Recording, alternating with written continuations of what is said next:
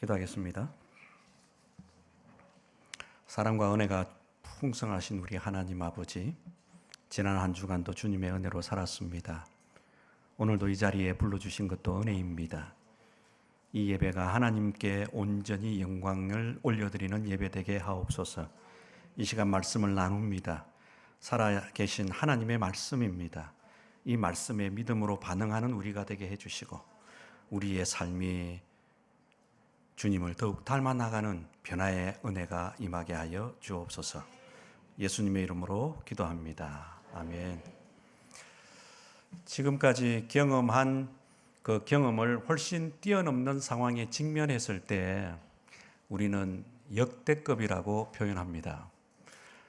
지난 한 주간 부산시 온도가 거진 39도 넘어서는 날도 있었죠. 양산이 40도 이렇게 된 걸로 기억하고 있는데요.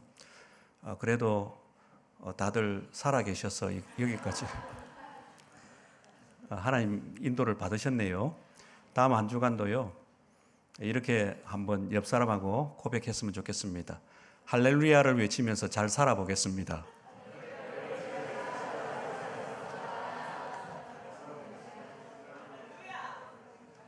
예, 금요일쯤 되니까 정신이 없더라고요. 그만큼 쉽지 않았습니다. 잘 살아내실 줄 믿습니다. 오늘 제목은 보셨던 바와 같이 물 위를 걷는 믿음입니다. 사람은 어느 누구나 무엇인가를 디디고 살아갑니다. 어떤 사람은 돈을 디디고 살아갑니다. 그래서 통장 잔고에 돈이 좀 채워져 있으면 안심하고 줄어들면 불안해합니다. 또 어떤 사람은 사람의 인정을 디디고 살아갑니다.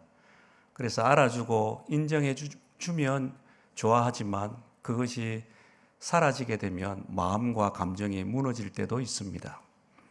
또 어떤 사람은요, 자신의 경험과 능력을 디디고 의지하며 살아갑니다.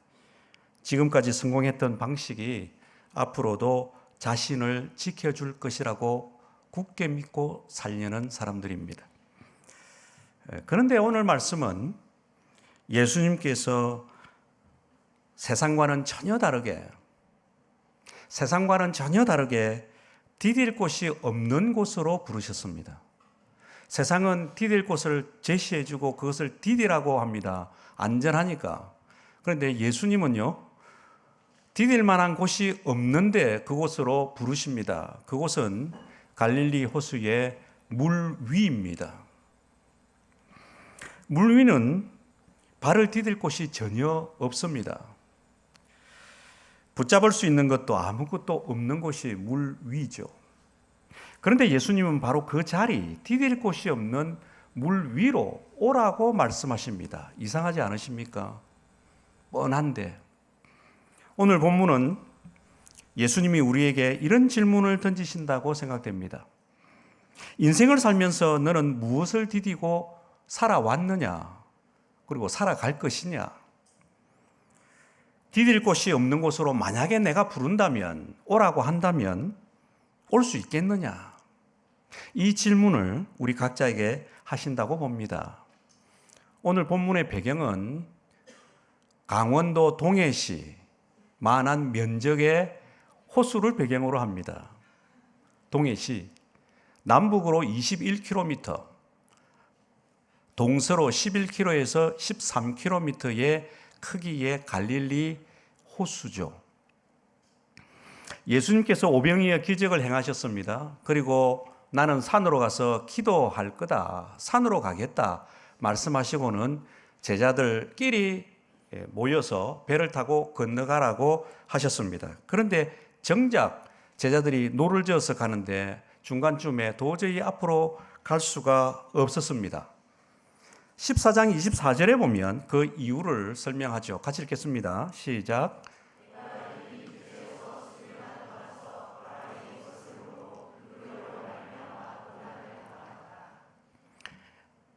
앞으로 나아갈 수 없었던 이유는 바람이 거스름으로. 이 말은 단순히 바람이 쳤구나 이 정도가 아닙니다. 원래 뜻은 반대편에서 세게 공격하다 이 뜻이 거스르다는 의미입니다. 바람이 강한 파도를 일으켜서 도저히 앞으로 나갈 수 없도록 막아서고 있는 상태였던 것이죠. 그러니까 앞으로 나아갈 수가 없는 것입니다. 더군다나요, 이 때는, 이 시간은 밤 사경이라고 성경에 기록되어 있습니다. 사경은 새벽 3시부터 6시 사이를 의미합니다. 지금이야 전등도 있고 전기가 통하니까 핸드폰 켜고 후레쉬 밝혀서 뭐 가든지 어떻게 할 수 있겠지만, 그 시절에 무슨 전기가 있었겠습니까? 새벽 3시부터 6시 사이는요, 깜깜한 밤중입니다. 어떻게 할 수 없는 상황에 지금 직면해 있는 것이죠. 평생 갈릴리 바닷가에서 베테랑 어부로서 활동했던 베드로와 제자들이 그렇게 평생을 어부 생활을 했어도 어찌할 수 없는 그 상황에 직면했던 것입니다. 시편 기자는 풍랑을 만났을 때, 바다의 풍랑을 만났을 때 인생의 무력함이 이런 것이다 라고 표현을 해놓고 있습니다. 그들이 이리저리 구르며 취한 자같이 비틀거리며 그들의 모든 지각이 혼돈 속에 빠지는도다. 가장 능숙한 사람도, 가장 지혜로운 사람도 매서운 풍랑 속에서도, 풍랑 앞에서 결국 연약하게 흔들리는 존재일 뿐이다 라는 것을 가르쳐 주는 것입니다. 우리 인생도 매 한 가지입니다. 열심히 살아갑니다. 솔직히 열심히 안 살려고 하는 사람이 어디 있겠습니까? 열심히 다 살려고 하죠. 최선을 다하려고 합니다. 최선을 다하고 싶지 않은 사람 아무도 없을 것입니다. 그런데요, 어느 날 예상하지 못한 바람과 파도를 만나게 됩니다. 우리 인생 가운데 한 번 만났다가 두 번 만나고 세 번 만나고 그렇게 하는 것이죠. 그 예상치 못한 바람과 파도가 무엇입니까? 건강의 문제, 자녀의 문제, 경제의 문제, 관계의 문제, 신앙의 문제, 더 나아가서는 공동체 사역의 문제일 수도 있습니다. 아무리 노를 저어도 앞으로 나아가지 않는 그 밤이 있을 수 있다는 것이죠. 바로 그때 앞이 전혀 안 보이는 캄캄한 밤에 누가 찾아오셨습니까? 예수님이 곁으로 찾아오셨습니다. 동일하게 우리를 향해서도 예수님이 곁으로 찾아오십니다. 나는 어찌할 수 없는데, 도저히 앞이 안 보여서 어떻게 할 수 없는데 주님이 찾아오신다는 것이죠. 이것이 은혜입니다. 찾아오셔서 뭐 하고 있노? 이렇게 하실 수도 있는데, 예수님께서 던지시는 말씀은 참 은혜구나. 마태복음 14장 27절에 다 같이 읽어보면 좋겠습니다. 시작. 예수께서 즉시 이르시되 안심하라, 나니 두려워하지 말라. 나니라고 하잖아요. 헬라어로 에고 에이미. 이게 뭐냐면 내가 바로 나다. 어디서 많이 들어본 단어 아닙니까? 내가 바로 나다. 출애굽기 3장에 보면 하나님께서 모세에게 자신의 이름을 밝히실 때 I am who I am 하면서 나는 스스로 있는 자다. 이게 에고 에이미입니다. 예수님은 단순히 나다, 예수다 이렇게 하신 게 아니고요. 이 나니라는 단어는 어떤 의미냐면 풍랑 위를 걸을 수 있는 전능한 창조주 하나님이 바로 나다. 내가 바로 너희들 곁에 왔다. 이 말씀을 하신 겁니다. 앞이 안 보이는 깊은 밤 사경에 전능하신 능력의 주님이 왔노라. 우리 인생의 문제 앞에서도, 어두운 밤에서도, 밤 앞에서도 예수님은 찾아오셔서 전능한 능력의 주가 왔다. 안심하라. 이 음성을 들으시는 축복이 있기를 바랍니다. 하나님은요, 홍해를 가르시기 전에 문제의 한복판에 여전히 함께 계셨던 분이셨습니다. 사자굴 속에서도, 풀무불 속에서도 이미 하나님은 함께 계셨던 분이셨습니다. 이사야 43장 2절은 이렇게 말씀합니다. 내가 물 가운데로 지날 때에 내가 너와 함께 할 것이라. 강을 건널 때에 물이 너를 침몰하지 못할 것이며. 주님은 캄캄한 밤중에도 풍랑이 일고 있는 상황에도 문제의 한복판으로 찾아오셔서 함께 해 주시겠다. 안심하라. 전능한 주님이다. 이렇게 말씀하십니다. 굳게 믿으시고 한 걸음씩 발을 떼시면 좋겠습니다. 그래서 오늘 본문은 믿음과 연관된 내용을 담고 있습니다. 우리 주님은 오늘 말씀을 통해서 믿음과 연관해서 우리에게 어떤 말씀을 전해 주시고 싶어 하실까요? 첫 번째는 믿음은 이해를 한 후의 확신이 아니라 순종한 후의 확신임을 가르쳐 주시려고 합니다. 이해한 후의 확신이 믿음이 아니고 순종한 후의 확신이 믿음이라는 것을 가르쳐 준다는 것이죠. 14장 28절 다 같이 읽겠습니다. 시작.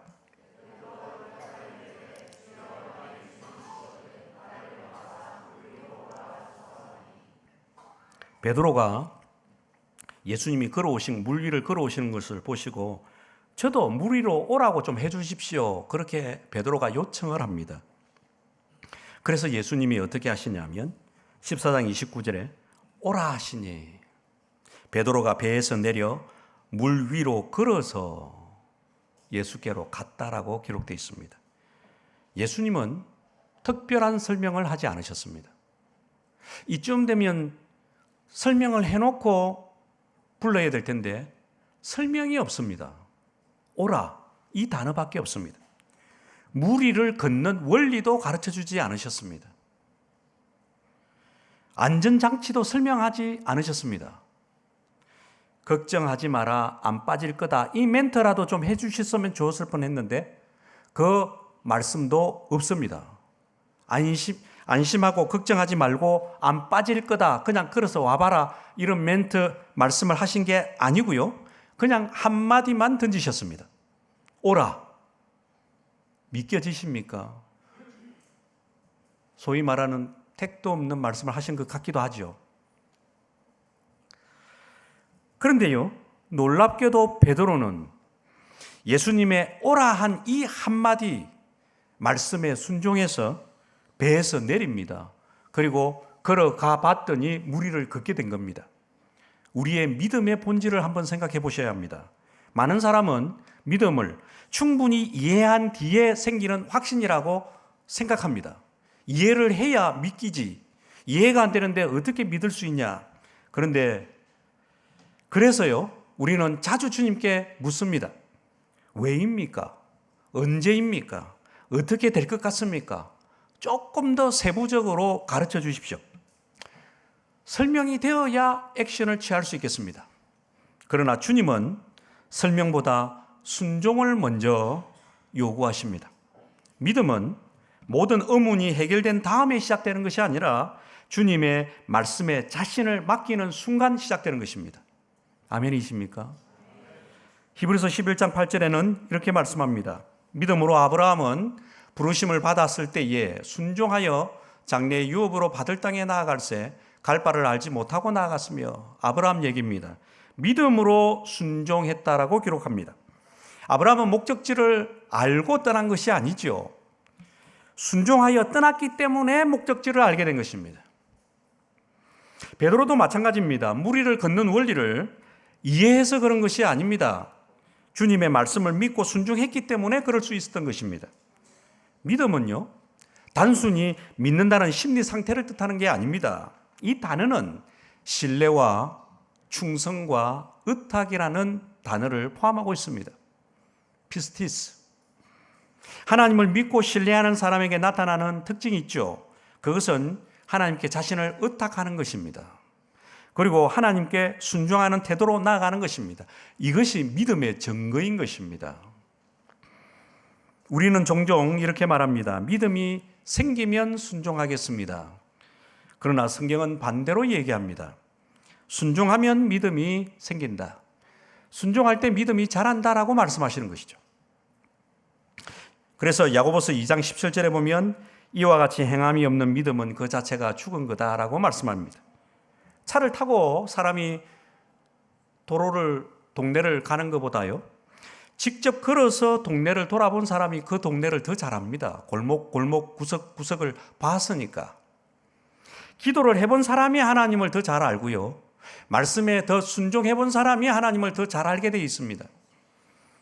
그래서 진짜 기적은 사람이 무리를 걸었다 이것보다는 이해되지 않은 말씀 속에서 순종으로 한 걸음을 뗀 것이 기적인 것입니다. 이런 기적이 우리에게도 일어날 수 있습니다. 순종으로 한 걸음만 뗀다면 이런 한 걸음이 되시기를 축복합니다. 여기서 우리가 꼭 놓치지 말아야 할 사실이 있습니다. 베드로가 무리를 걷기 시작할 때 바람이 아직도 불고 있었다는 것입니다. 바람은 멈추지 않았습니다. 계속 여전히 바람은 불고 있었고요, 그 바람 때문에 파도는 계속 치고 있었다는 것입니다. 환경이 달라진 것은 하나도 없었습니다. 달라진 것은 단 하나, 베드로가 의지하며 디디고 있던 근거가 바뀌었다는 사실입니다. 조금 전에 배를 의지했습니다. 베드로는 이제는 주님의 말씀을 의지합니다. 베드로가. 오늘 주님께서는 우리에게도 질문을 던지십니다. 너는 무엇을 디디고 살아가고 있는가? 세상은 눈에 보이는 안전장치, 안전한 것을 디디고 있어야 네 생이 좀 편타, 이렇게 말들을 합니다. 그래서 있을 것은 있어야지, 갖추어야 할 것은 갖춰야지 늘 그렇게 얘기합니다. 그러나 주님은요, 그런 것 물론 필요하지만 가장 중요한 말씀을 디디고 살아가냐, 이 질문을 우리에게 계속하고 계십니다. 우리가 꼭 디뎌야 할 것은 환경보다 말씀이고요, 경험보다 주님의 음성인 줄 믿습니다. 말씀을 디딤돌로 살아야 될 것에 대한 주님의 말씀. 마태복음 7장에서는 말씀을 디딤돌로 삼을 때 인생의 반석 위에 너의 인생이 세워질 수 있다라고 약속해 주셨기 때문에 말씀을 디디고 살아야 우리 인생이 반석 위에 굳게 설 수 있는 줄 믿습니다. 이해보다도 먼저 말씀에 순종하는 삶을 통해서 물 위라도 거뜬히 걷게 하시는 주님의 이 놀라운 능력을 경험하는 인생이 되기를 축복합니다. 두 번째는, 믿음이 무너지는 자리는 시선이 바뀌는 자리라는 것입니다. 우리 믿음이 무너지는 자리는 시선이 바뀌는 자리입니다. 마태복음 14장 30절은 이렇게 말씀하고 있습니다. 바람을 보고 무서워 빠져가는지라 소리질러 이르되 주여 나를 구원하소서 하니. 무엇을 봤다고요?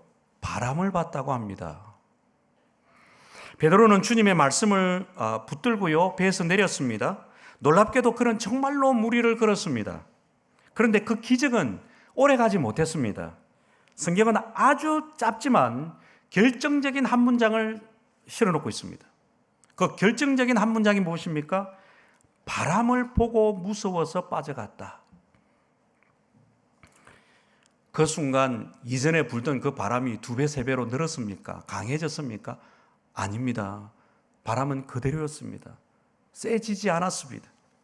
바람은 처음부터 그대로 불고 있었고 여전했습니다. 배 안에서도 배 밖에서도 예수님께 걸어갈 때도 여전히 바람은 불고 있었습니다. 환경은 전혀 바뀐 게 없었죠. 바뀐 것은 베드로의 시선이었습니다. 우리는 우리의 시선이 옮겨질 때 믿음도 흔들린다는 사실, 그것을 꼭 기억해야 합니다. 우리의 시선이 옮겨지면 시선이 옮겨졌구나가 아니라 믿음이 그때부터 흔들리는구나, 그 사실을 늘 기억하고 살아야 합니다. 베드로가 바람을 보고 무서워했다 했습니다. 바람을 보았다, 이 보다는 원래 의미가요, 마음을 빼앗기다입니다. 마음을 빼앗기다. 베드로는 단순히 바람만 본 게 아니라 그 바람을 봄으로 말미암아서 마음이 온통 바람이 막 일으키는 파도에게 마음이 아예 다 뺏긴 겁니다. 이제는 주님이 보이지 않습니다. 바람만 보이고 파도만 보이는 것입니다. 전능하신 능력의 주님이 오라 하셨고 걷게 하셨는데 이거 다 잊어버리고 당장에 무섭고 무거운 그 현실만 크게 보이기 시작하니까 온통 두려움에 휩싸여서 그냥 물로 가라앉게 된 것입니다. 두려움은 언제나 시선이 주님에게서 문제로 이동할 때 그때 엄습해 오는 것입니다. 그때 믿음이 흔들리기 시작합니다. 때문에 아무리 무겁고 아무리 버겁고 아무리 힘든 현실에 직면한다 할지라도 현실의 마음의 시선을 뺏기지 말고 주님을 여전히 오롯이 바라보는 그 시선, 그래서 믿음을 지키고 살아가는 그런 삶이 되기를 바랍니다. 시편 121편 1, 2절 함께 읽겠습니다. 시작. 눈을 들리라. 나의 도움이 어디서 올까? 나의 도움은 천지를 지으신 여호와에게서로다. 시편 저자의 고백입니다.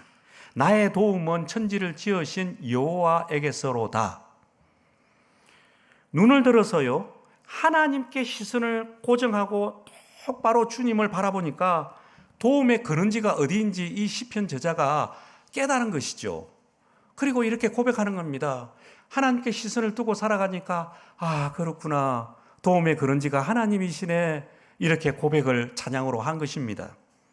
현실은 여전히 녹록지 않지만 전능하신 우리 하나님께 시선을 두고 바라보고 있기에 도와주시는 하나님을 향한 믿음이 나를 붙들고 가는 것입니다. 이제부터 우리가 생각해야 할 것이 무엇입니까? 풍랑이 아니라 하나님을 향한, 주님을 향한 시선입니다. 히브리서 기자는 히브리서 12장 2절에 믿음의 주여 또 온전하게 하시는 이인 예수를 바라보자, 시선을 두자라고 말씀하셨습니다. 바라보다는 것은 다른 데 눈을 두고 있다가 눈을 돌려서 오직 한 대상에게 집중해보자, 집중하자 이런 뜻입니다. 그 대상이 주님이고 하나님이시죠. 예수를 바라봐야 된다. 집중해서 바라봐야 된다. 그래야 믿음이 흔들리지 않는다. 그래야 여러 형편과 상황 가운데서도 뛰어넘어서 걸어갈 수 있다. 한번 해보자. 그렇게 말씀하시는 것이죠. 세상을 아예 안 쳐다보라는 것이 아니라 예수님께 더 집중해서 시선을 두고 살아가라는 것입니다. 예수님을 바라보는 것은 운전하는 것과 같습니다. 운전을 할 때 핸들을 한번 일시적으로 잡았다고 목적지까지 그냥 저절로 가지는 것이 아니죠. 시선을 다른 데 두고 조금만 방심하면 차가 기울어서 사고 날 위험을 맞이합니다. 그래서 계속 핸들을 잡고 있어야 되겠죠. 시선은 전방을 주시하고 목적지까지 계속해서 가야 되는 겁니다. 그것도 졸면 안 됩니다. 깨어서 가야 되는 것입니다. 이게 영적으로도 주님께 시선을 두는 것과 똑같습니다. 이전에 제가 남해 시골에서 살아갈 때 우물에서 물을 많이 여인들이 길렀습니다. 저희 어머니도 그랬고. 그러면 이렇게 이고 가잖아요. 여기다 뭘 받치고. 그러면 그때요, 작은 나무 조각이나 작은 나무 토막을 그 위에 물 위에 얹었습니다. 호기심에 한번 물어봅니다. 왜 나무 조각을 물통에 넣어서 갑니까? 무게가 좀 더 있을 텐데. 아니, 어릴 때 이제 제 마음속에 가다가 물통이 흔들려도 그 나무 조각이 물의 출렁거림을 흡수하기 때문에 물이 덜 넘친다. 덜 떨어진다. 참 지혜롭다는 생각을 했죠. 생각해보면 우리 인생도 물통의 물처럼 늘 출렁거리는 인생을 살아갑니다. 잠잠했다가도 출렁거리고 잠잠했다가도 또 출렁거리고 건강 때문에 흔들리고 경제 때문에 흔들리고 관계 때문에 흔들리는 게 참 많잖아요. 그러나 그 마음 한가운데 무엇을 띄워야 할까요? 십자가입니다. 십자가의 그 은혜가 출렁이는 마음을 붙잡아 줄 수 있기 때문에 그렇습니다. 십자가는 바람, 풍랑 중에서도 우리 마음이 넘쳐 흘러내리지 않도록 붙잡아주는 역할을 하는 것입니다. 그러니까 우리는 인생의 물동이에 늘 십자가를 띄우고 살아가야 합니다. 십자가를 띄운다는 말은 십자가를 늘 바라보고 십자가의 시선을 고정하고 살아간다는 것입니다. 이사야 26장 3절은 주께서 심지가 견고한 자를 평강하고 평강하도록 지키시리니 이는 그가 주를 신뢰함이니다라고 말씀했습니다. 심지가 견고한 자가 누굽니까? 십자가의 은혜를 바라보고 붙드는 믿음의 사람입니다. 주를 신뢰함이니이다. 십자가의 은혜를 바라보고 그것을 믿고 붙드는 사람이 주를 신뢰하는 사람이죠. 믿는 사람이죠. 그 사람이 주님 주시는 평강으로 살아갈 수 있다라고 약속해 주신 것입니다. 결국 우리의 인생은, 우리의 삶은 시선을 지키는 싸움입니다. 시선을 지키는 싸움. 십자가 주님이냐 아니면 세상의 형편이냐, 그 싸움입니다. 에덴 동산에서도 그랬습니다. 하와는 하나님의 말씀을 바라보다가 선악과를 바라보기 시작했죠. 그래서 문제가 터졌습니다. 다윗도 하나님을 바라보다가 밧세바를 바라보면서 문제가 터지게 되었죠. 베드로는 예수님을 바라보다가 바람에게 시선을 두면서 문제가 터졌습니다. 모두가 시선을 이동하는 순간 문제가 터지고 말았던 것입니다. 죄는 언제나 시선이 이동하는 순간 시작되는 것입니다. 그러니까 우리 인생은 시선을 지키는 싸움인 것입니다. 오늘 주님은 말씀하십니다. 세상의 바람은 보지 말고 주님을 바라보아라. 믿음은 바람보다 크신 예수님을 바라보는 삶입니다. 우리 모두 예수님께 시선을 고정하는 싸움에서 승리하시고 끝까지 그 시선을 지켜나가기를 축복합니다. 이제 하나 더 있겠습니다. 세 번째입니다. 혹시 우리가 시선을 놓쳐도 주님의 손은 결코 우리를 놓지 않으신다는 것입니다. 마태복음 14장 31절, 32절은 이렇게 말씀합니다. 같이 읽겠습니다. 시작. 예수께서 즉시 손을 내밀어 그를 붙잡으시며 이르시되 믿음이 작은 자여 왜 의심하였느냐 하시고 배에 함께 오르매 바람이 그치는지라. 지금까지 믿음은 이해한 후에 생기는 확신이 아니라 순종한 후에 생기는 확신이라고 나누었습니다. 또 풍랑이 없는 상태가 믿음이 아니라 풍랑보다 더 크신 예수님을 바라보는 것이 바로 믿음이라고 나누었습니다. 그런데 여기서 한 가지 중요한 질문이 생깁니다. 그렇다면 혹시라도 우리가 시선을 놓치면 어떻게 되겠는가? 우리도 베드로처럼 흔들릴 수 있습니다. 기도하다가도요, 두려워하기도 하고, 결단했다가도 낙심하고 물러서기도 하고, 은혜를 받았다가도 현실을 보면 다시 무너지기도 합니다. 그게 우리 인생입니다. 그래 안 됐으면 좋겠는데. 그렇다면 믿음이 흔들리는 우리는 끝난 것일까요? 물에 그냥 빠지는 것으로 끝이 날까요? 마태복음 14장 31절에 예수께서 즉시 손을 내밀어 그를 붙잡으시며, 여기서 가장 은혜로운 단어가 어떤 단어입니까? 즉시입니다. 예수님은 베드로가 충분히 물을 먹도록 기다리지 않으셨습니다.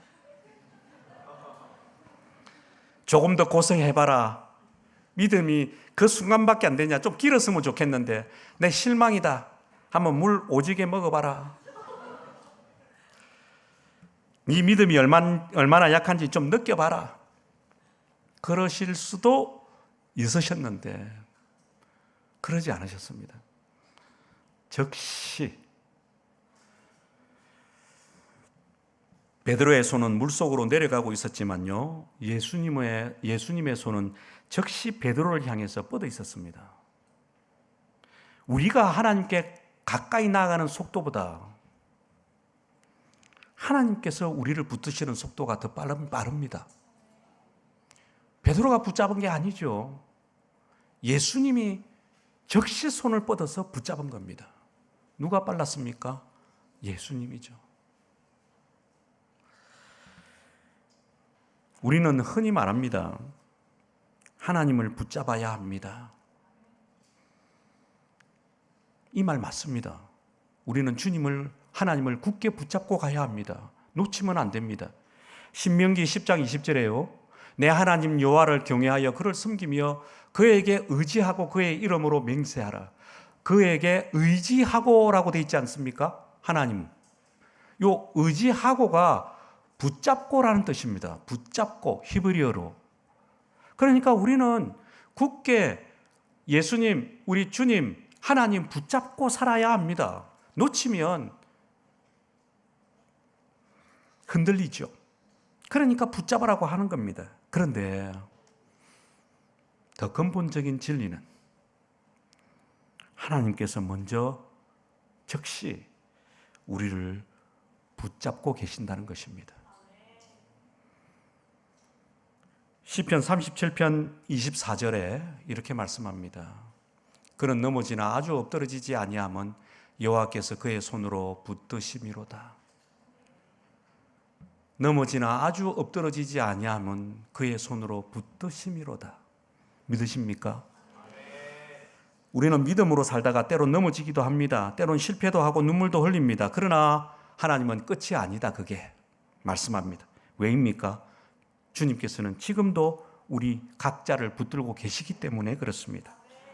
결국 베드로를 구원한 것은 그의 뛰어난 믿음이 아니라 끝까지 포기하지 않고 잡아주신 예수님의 손이었습니다. 오늘을 살아가는 우리의 삶도 그 밤의 바다와 너무나 닮아 있습니다. 믿음으로 담대하게 살아가려고 해보지만 눈앞에 몰아치는 삶의 풍랑과 고난 앞에서 우리는 너무나 쉽게 시선을 빼앗기고 흔들립니다. 그래서 스스로 약함에 실망합니다. 나의 약함에 실망스럽다. 무너진 삶의 자리에서 자책하면서 영적인 깊은 바다 속으로 종종 빠져들 때가 있습니다. 하지만 그래도 우리는 기억해야 합니다. 주님이 오늘 우리를 붙드시는 그 손은 단순한 그저 호의의 손이 아니라는 사실을 기억해야 합니다. 그 손은 십자가에서 붉은 피를 흘리며 못 박히셨던 바로 그 피 묻은 손이라는 사실을, 우리는 모든 죄와 슬픔, 절망의 무게를 대신 짊어지시며 찢기셨던 십자가의 그 보혈의 손이 우리를 붙들고 계시다는 것을 기억하고 믿고 가야 하는 것입니다. 때문에 주님과 우리의 관계는 적당한 조건이나 기분에 따라서 흔들리는 관계가 아닙니다. 그분의 가장 소중한 생명, 십자가의 피로 맺어진 영원한 관계인 것입니다. 그렇기에 우리가 아무리 깊은 바다에 빠져들지라도 그 보혈의 손은 십자가의 피로 맺어진 우리를 놓지 않으십니다. 형제, 자매님 여러분, 우리는 결코 혼자서 이 험한 바다를 헤쳐나가는 외로운 항해자가 아닙니다. 주님 손이 우리를 붙들고 계십니다. 때문에 이제부터 우리를 붙잡아 주시는 주님의 손을 온전히 신뢰하며 나아가기를 원합니다.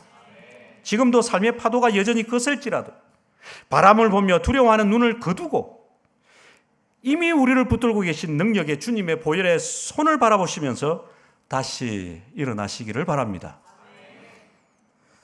이 믿음의 한 걸음을 내딛는 저와 우리 모든 분들 다 되시기를 주님 이름으로 축복합니다. 정리하겠습니다. 우리가 주님의 손을 놓칠 때가 있어도 주님의 손은 결코 우리를 놓지 않으십니다. 이 주님의 은혜 앞에서 우리의 삶을 돌아보면 좋겠습니다. 이제부터 우리도 주님을 닮아서 누군가를 붙잡아주는 손이 되면 좋겠습니다. 우리 주변에는 낙심한 형제자매들, 방황하는 사람들, 청년들, 상처 입은 아이들,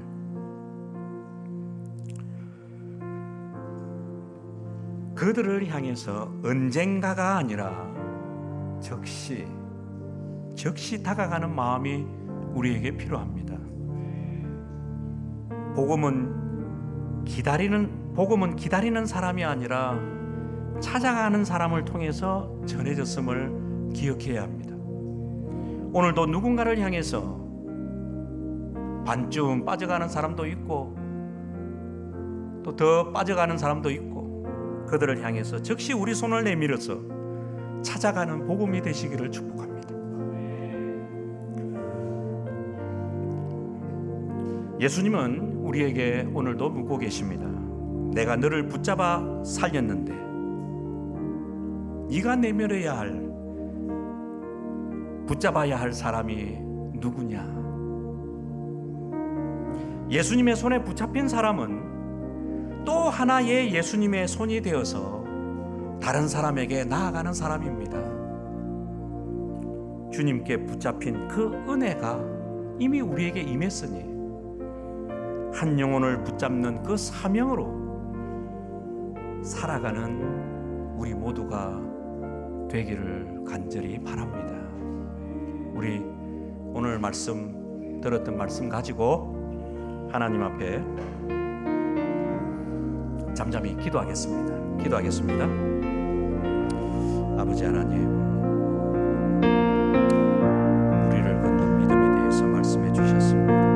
참 연약하고 부족한데 여전히 주님이 우리를 붙잡고 계십니다. 기꺼이 순종하는 그 순종으로 우리 주님의 살아계신 또 역사하시는 그 능력을 경험하는 저희들의 삶이 되게 하여 주시옵소서. 눈앞에 바람이 있습니까? 풍랑이 있습니까?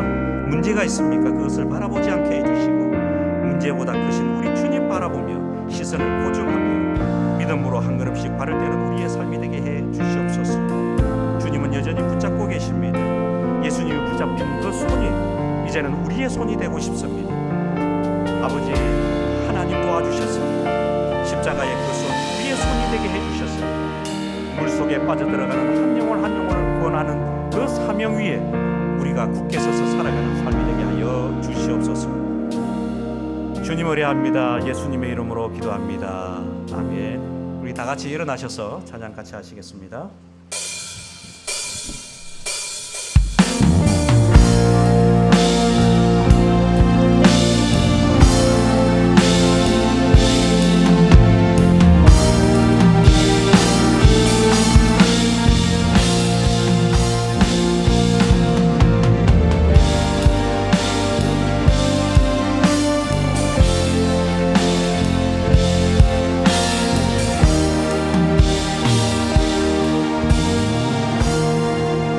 나를 부르시니 주님 나를 부르시니 두려움 없이 내서 나아가리라. 주님 나를 부르시니 주님 내게 오라시니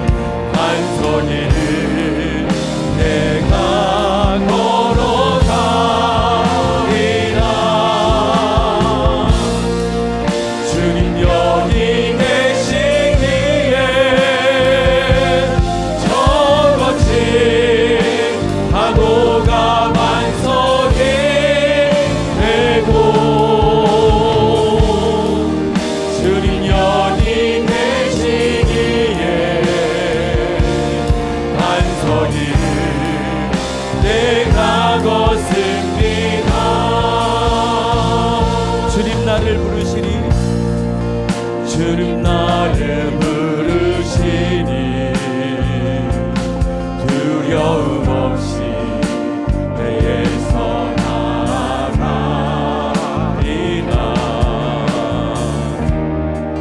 주님 나를 부르시니 주님 내게 원하시니 주님 보고 계시기에 의심치 않고 바다를 걸어가리라.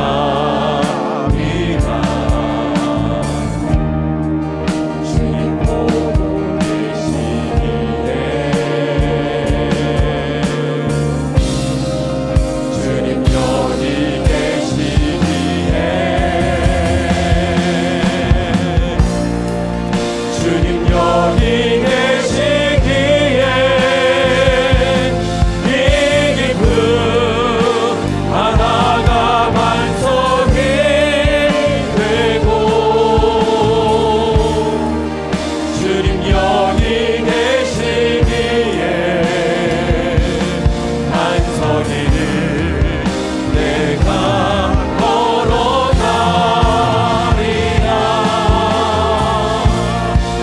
주님 여기 계시기에 저같이 파도가 반석이 되고 주님 여기 계시기에 반석이를 내가 걷습니다.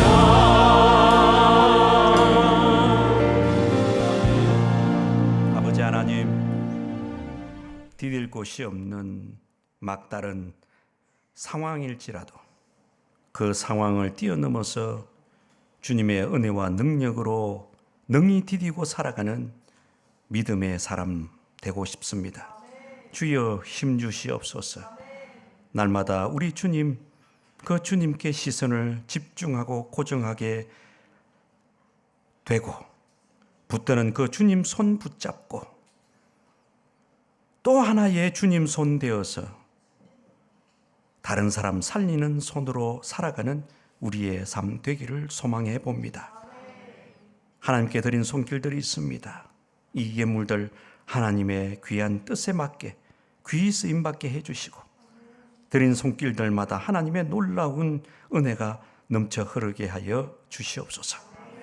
지금은 우리 주 예수 그리스도의 크신 은혜와 하나님 아버지의 극진하신 사랑과 성령님의 교통 위로 충만하심이 세계로 모든 가족들 위에 지금부터 영원토록 함께 하시기를 축원하옵나이다. 아멘.